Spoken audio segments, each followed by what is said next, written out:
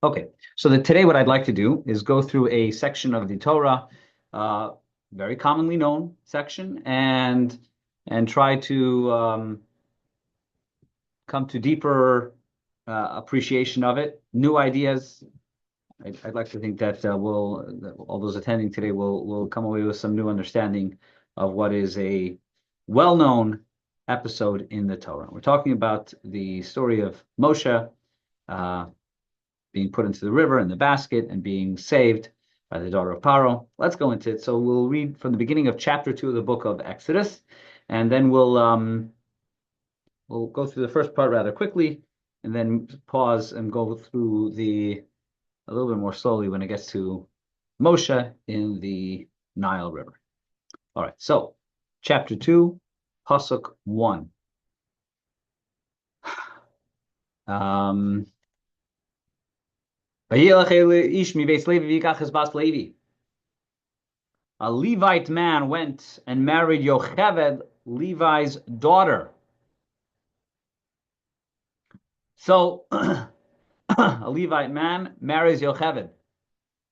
Rashi explains, we're going to move through this part quickly, that he remarried Yocheved. He was already married. The reason we have to say that is because we know that Moshe has two older siblings. So if he has two older siblings, that means that he must have been previously married, because over here it just says they got married and they gave birth to a son who was Moshe. So this is Yocheved, who he was previously married to, and he remarried Yocheved. Now, an interesting point of why did he remarry her? He separated from her because she was because the he separated from her because of the decree of Paro. Paro decreed that all boys should be drowned. So he said, "Why should I be married if there's no hope for marriage and any children born will be killed? It'll cause more heartbreak." So therefore, he separated from her, and then by the advice of his daughter Miriam, he remarried Yocheved. Interestingly, by the way, this Levite man, who is Amram, was the nephew of Yocheved. So it was a nephew marrying his aunt, which is a marriage which is forbidden according to the Torah. In other words, later in the Torah, at this point the Torah wasn't yet given, but it is forbidden for a man to marry his aunt. It is permitted for a woman to marry her uncle, but it is forbidden for a man to marry his aunt. And Moshe was the descendant of such a relationship. Nonetheless, he remarries her. Vatar Isha Vatelad Bain, chapter 2, verse 2. Vatelad Bain, a woman conceived, and the woman conceived and gave birth to a son. Vatera also Kitovu, and she saw how good he was. Vatitzbenehu Shlosha Yerachim, and she hid him for 3 months. So a couple questions that come to mind in this pasuk. Firstly, what name did they give this boy? Right? So the Torah, we're going to establish that this was Moshe. But Moshe is the name that was given by the daughter of Paro. They must have given him a name, right? He was born, they gave him a name. So what name did he have? The Talmud gives a different opinions as to what his name may have been. And according to one opinion, the name that he had is alluded to in the pasuk, because it says Vatera also she saw him ki tovu, that he was tov, and therefore according to one opinion she named him Tov or Tovia, which is also based on the word tov. She kept him hidden for 3 months. What was it that she saw was good about him? So Rashi brings one explanation, ki tovu, that he was good. Excuse me. That she saw that when he was born, nismale habayis kula ora, the house was filled with light. That's how she knew there was something unique about this boy. Another explanation of the Talmud is that he was born circumcised. That's another answer given to what she saw that made her aware that this was an unusually good boy. Either way, she kept him there for 3 months, and then she could no longer hide him. As verse number 3 says, V'lo yachla od hatspino, she could no longer hide him. Vatikach lo tevas goma, and she took for him a wicker basket. Vatachmara b'chemru bazafes, and she caulked it with clay on the inside and pitch on the outside. Vatasem bas hayeled, she placed the child in it. Vatasem basuf al svas hayor, and she placed it among the rushes near the bank of the Nile River. So she can no longer hide her son. She takes this teva, she takes this wicker basket, and places it by the edge of the river. Interestingly, the word teva is mentioned twice in the Torah. I should say 2 areas in Torah is the word we come across teva. One is here. And what's the other one? You should probably know this, and that would be the ark. Noah's ark is also called a teva. What's the similarity between the two? So I was studying with someone this very section of Torah earlier today, and an idea that he mentioned, which I thought is nice, is that the teva is both tevas were placed into the water without a destination. Noah climbs into the teva. There's no compass. There's no direction where it's going. In fact, it's not even built to go anywhere. It's built as a box. So the teva that Noah climbed into was basically a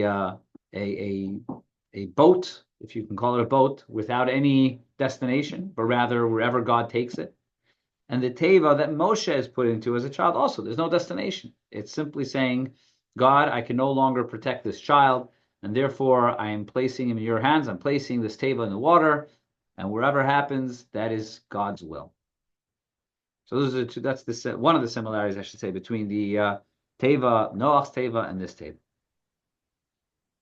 Fine. Just point out over here is that both verses 2 and 3 talk about the mother. It's noticeable there's no mention of the father here.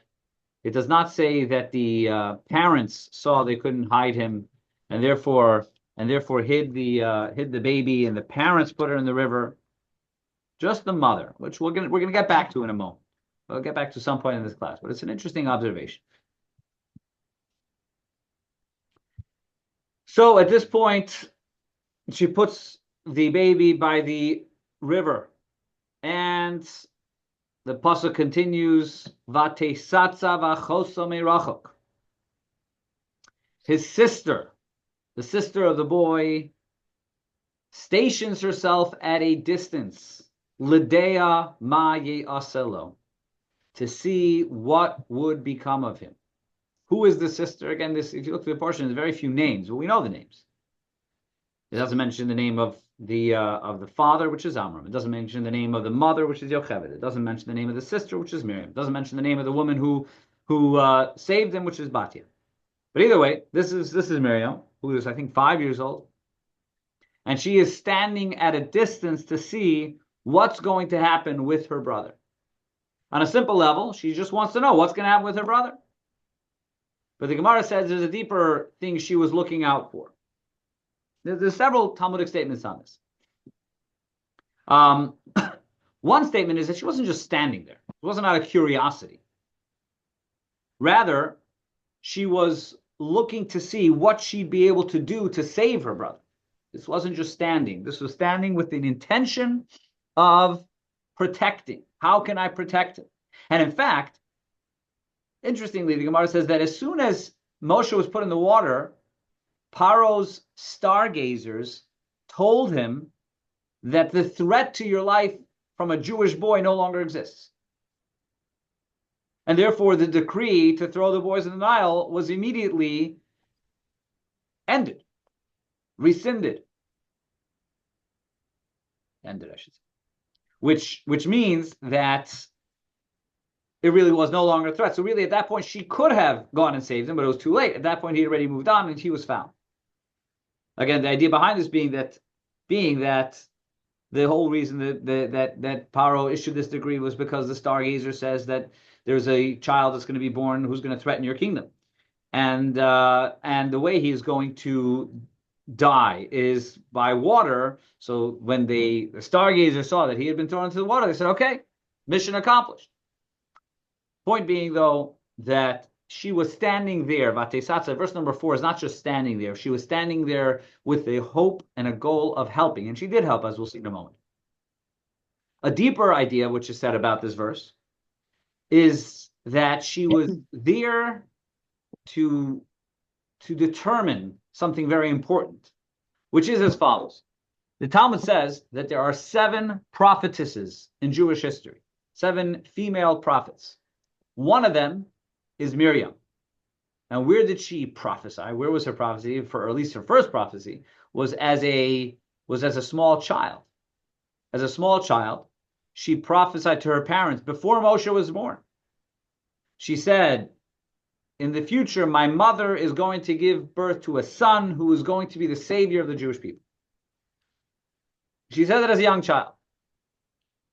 When Moshe was born and the house was filled with light, it says her father came over to her and kissed her on her forehead and said, look, your prophecy is coming true. Because clearly it was filled with light, so clearly there's something unique about this.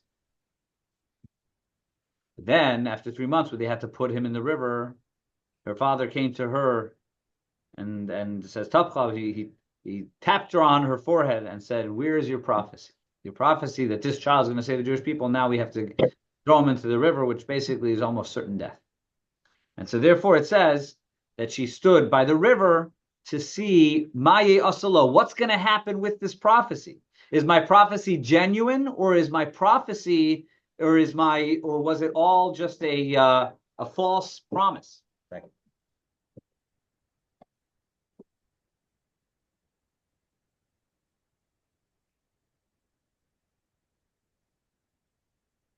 You want to know, Maye Asalo, what's going to happen with this prophecy that I had? Is it going to come true? Is it not going to come true?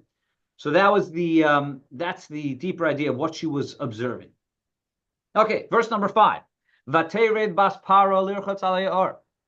And Paro's daughter went in to bathe in the river. And again, we don't know what her name is. In fact, nowhere in the Torah does it list her name. The only way we know her name is because in the book of Divrei Hayamim, book of Chronicles, there we come across the name of Basia or Bisya, the daughter of Paro. And we make the link over there. That's where the name Batya comes from. And her ladies in waiting walked along the Nile's edge. In other words, she was a princess. So a princess doesn't go alone to the river. And she saw the baskets in the rushes, in the parts of the river. And she sent her maidservants and she took it. But this word, she sent her maidservants, is actually only one understanding. That word, amasa, is understood in different ways. One way is she sent her maidservant. But a second understanding is, Rabbi Shneur Silberberg in Rashi, our rabbis over explained it as meaning her arm. She sent her arm. Although, according to the grammar of the Holy Tongue, it should have written amasa with the dagesh and the mem. They said esamasa to indicate that her arm miraculously extended many cubits in order for her to reach the basket. That she reached out. The deeper understanding of her amasa is that she reached out with her arm, and miraculously her arm extended well beyond what it should naturally have done, in order to be able to reach the basket. Okay, verse number 6. Vatiftach vatiriyos hayeled. She opening the basket, she saw the baby. V'hinei nar bocha, and behold, the boy was crying. Vatachmal alav, and she had pity on him. Vatomer, and she said, Miyalde ha'ivrim zeh. This is from the Jewish boys. At that point, Miriam, who was watching, said, Vatomer, she says, his sister said to Paro's daughter, shall I go? Should I go find the Jewish wet nurse? And she says, yes. And that's when she brought Moshe, or she called Moshe's mother, which is Yocheved.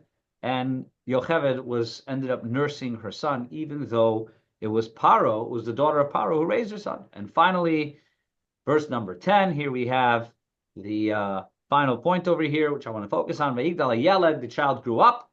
Vativiehu lebas Paro. Yocheved brought him to Pharaoh's daughter. Vayihila levain, and he became like a son to her. Vatikra Shemo Moshe, and she gave him the name Moshe, Moses, Vatomar Kimin Hamayim Mishisihu, because I drew him out of the water. So Moshe, perhaps the greatest Jew ever, was given a name by Basia. Again, he had a name beforehand. That's not the name we know him by. We know him instead by the name Moshe. So let's start with this. Even though we can go backwards, let's start with this last point. And that is, why is it that the greatest Jew in our history, the one who gave us the Torah, the one who was God's direct communication to us, why does he have a name which A, is given to him by an Egyptian princess, and B, is an Egyptian name? And Moshe is an Egyptian name. And finally, it seems to be a very technical name. He's named Moshe because he was drawn from the water. Okay, I mean that's we think about the names that we have in our history. There's Yisrael, Kisarisa Elokim, and even a name like Yitzchak, which is joy. Abraham is given the name Avraham Goyim, the father among nations. The next leader is Yehoshua, which stands for God is your salvation. We have many powerful names. And this name, drawn from the water, seems to be a very technical name. It's like those Indian names, right? Drawn from the water, or two deer.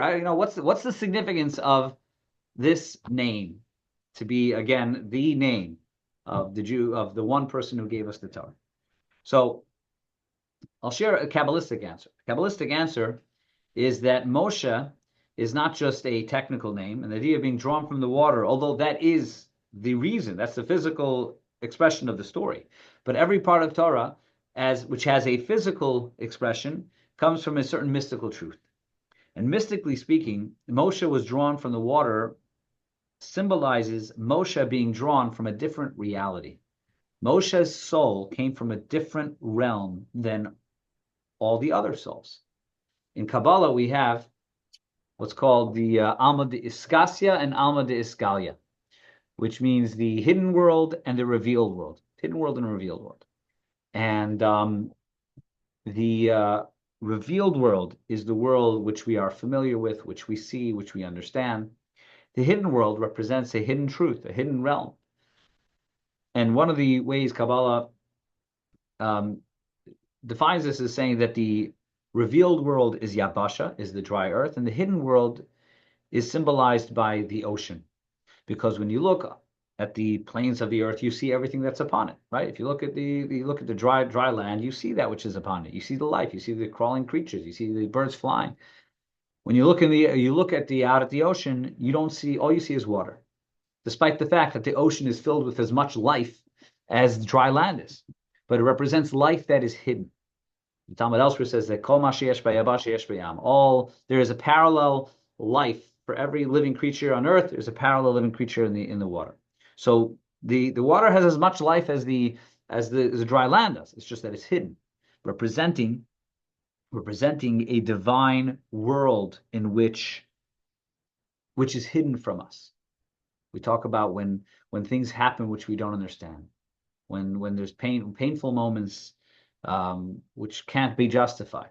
So Kabbalah says that's when there is a divine communication from Alma de Iskasia, from the hidden world, where we can't understand. Most of the souls that exist here on this earth come from Alma de Iskalia, come from the revealed realm of God's nature. Again, we're using Kabbalistic terminology. Moshe was drawn from a different realm, from a different reality.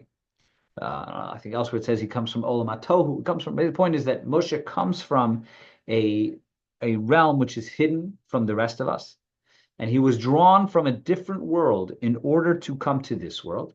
Because in order for a neshama to be tasked with which Moshe was tasked to do, which was to be the conveyor of God's divine wisdom to the people, Moshe did something which didn't exist before and never happened afterwards, which is a human being who was meant to be the conduit, the medium between God and the people.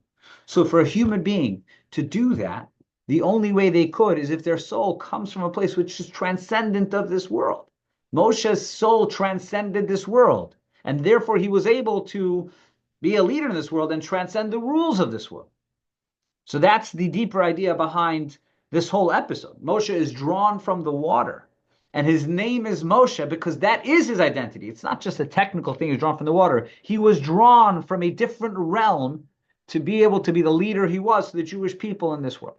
And that's why the name Moshe becomes his name. It is actually a very profound name. It's his identity. His identity is that he was a he came from a different reality. He came from a different realm. His neshama came from a different place than the rest of us because of the task that his neshama is meant to do. And by the way, the Talmud, the Kabbalah tells us that every generation, there's the neshama of Moshe exists in every generation. There is that neshama in every generation, which emanates from a different realm, again, for the same reason, for the purpose of being the intermediary between God and the people of that generation. There needs to be a neshama that comes from the water, that is drawn from a different realm in order to lead. So that's point number one. Point number two I want to share is that the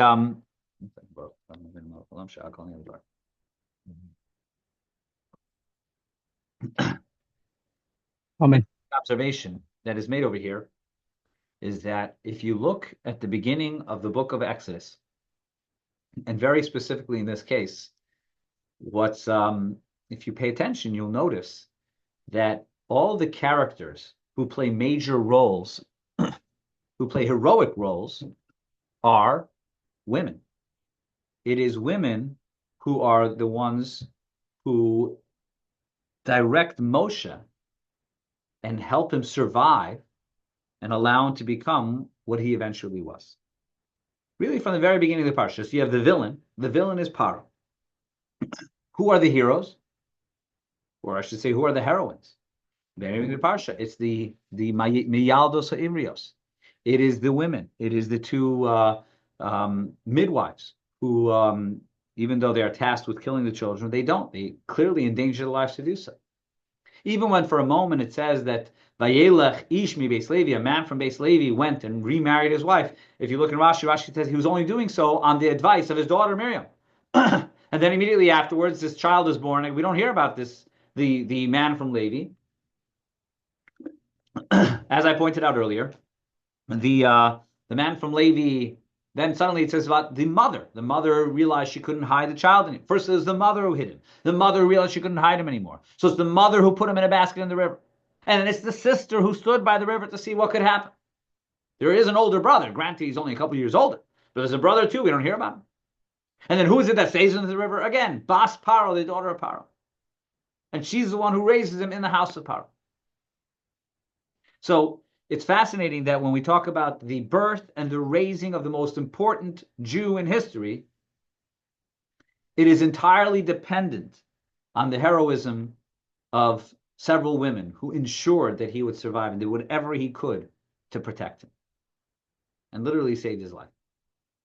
And I think that the idea that this is sharing is the critical nature of women in regards to the raising of the Jewish people. You know, even though when we look through the Torah, we look at perhaps the more dominant personalities are probably men. We're coming from the story of Yosef and his brothers, in which you see it's very much about Yosef and his brothers and their father. Yosef's mother has already passed away. Very much about the male heroes and leaders, and that may be true. But over here we see, when it comes to Moshe, when it comes to the building of the human being who would become the most important person in history, it's very much the women who are taking charge, and very much they who are ensuring the protection and the spirituality of Moshe. It's not just the protection. The idea that Miriam made sure to bring her mother to nurse her child is more than just the physical protection, is that she wanted to make sure that Moshe would have a healthy spiritual sustenance and raising as a child. She didn't know that Batya eventually would become a holy person. As far as she knew, Moshe was being brought to the Paro's palace. And so therefore there was this effort on behalf of the women to make sure that this child would would be protected and safe physically and spiritually. And so I think the message obviously is to never, even though, again, if you look in Torah, perhaps it is men who dominate more so in the story, but really behind the scenes, the ones who are ensuring that there is Judaism and that the children are raised to be Jewish and continue to be Jewish, it is women. And that's a theme throughout the entire first part of Shemos, which is that the women are the ones who are responsible for the fact that the Jewish people retain their Jewish identity. They were responsible for the fact that Jews were even born. It says when the Jewish women, when they left Egypt, it was the women who celebrated more than the men because they had put more on the line. They're the ones who made sure, they're the ones who convinced their husbands to continue to have children.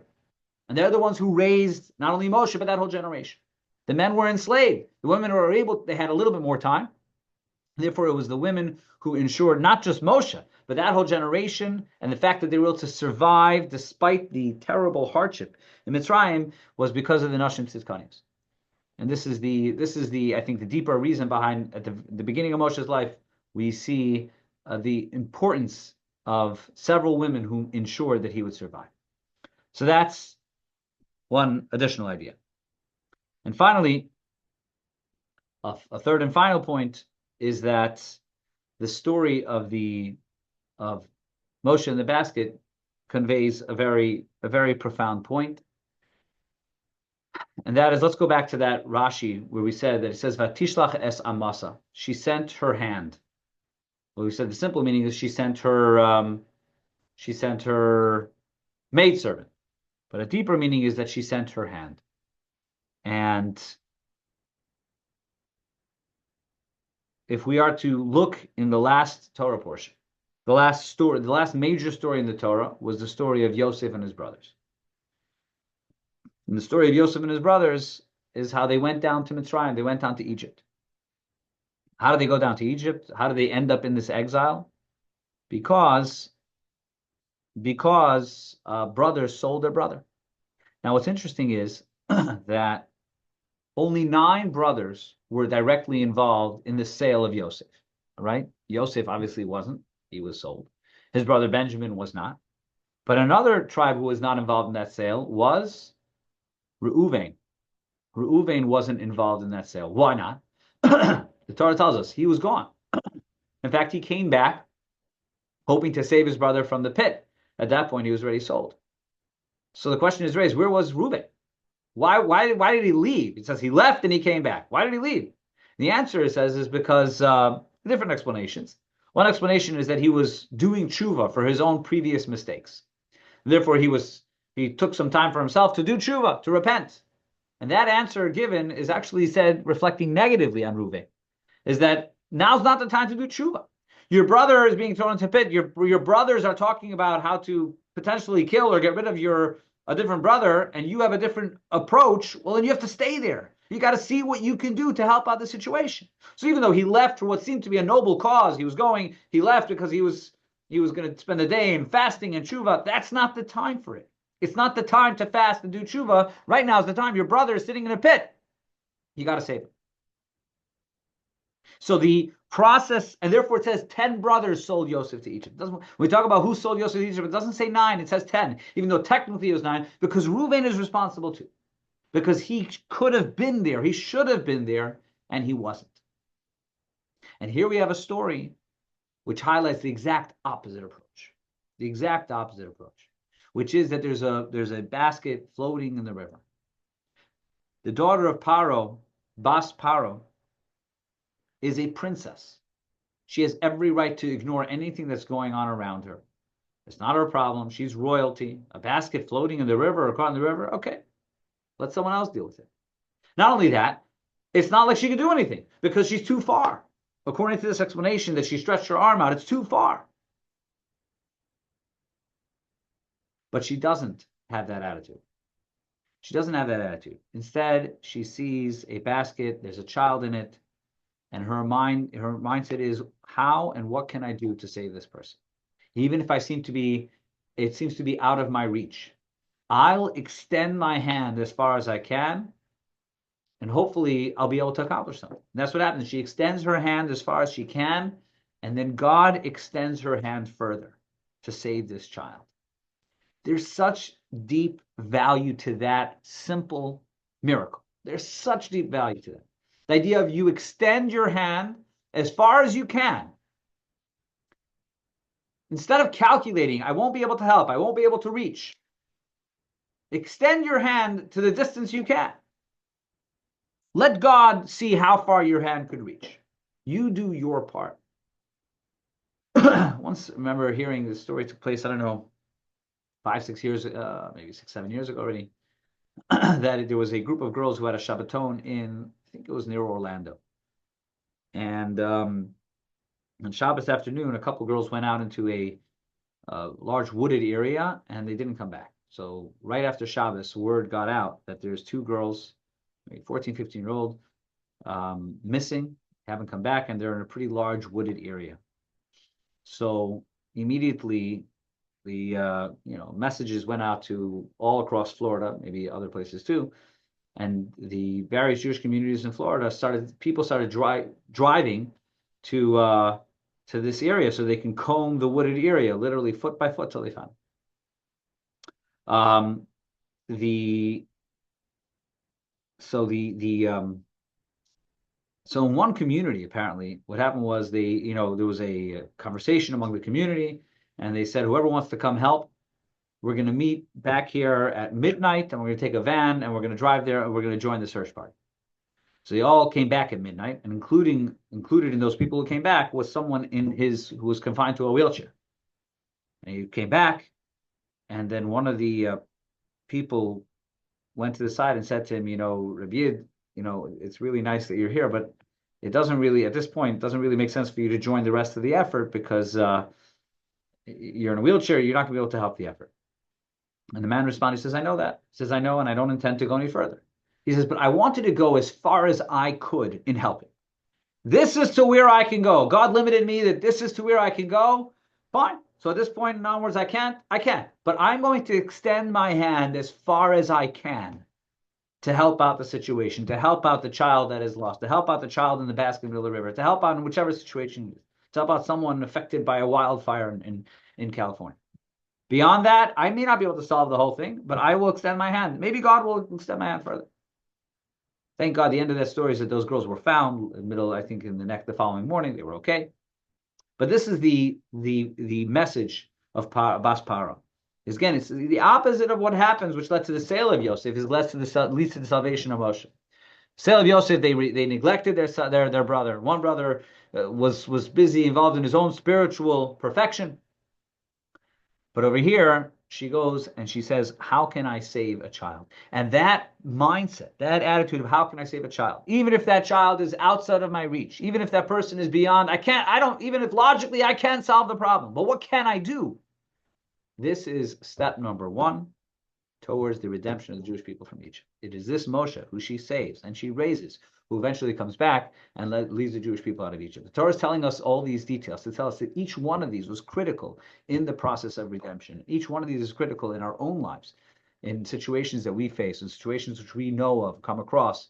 It's probably not going to be a baby in a wicker basket in the Nile River, but it's going to be a situation where there's someone who we can help, someone we can do something for, and do we extend our hand as far as we can to help out the situation. All right, we'll stop here. Thank you, everyone, for joining for this for the Torah portion of Shemos. God willing, we will continue next week with insights into the Torah portion of Eira.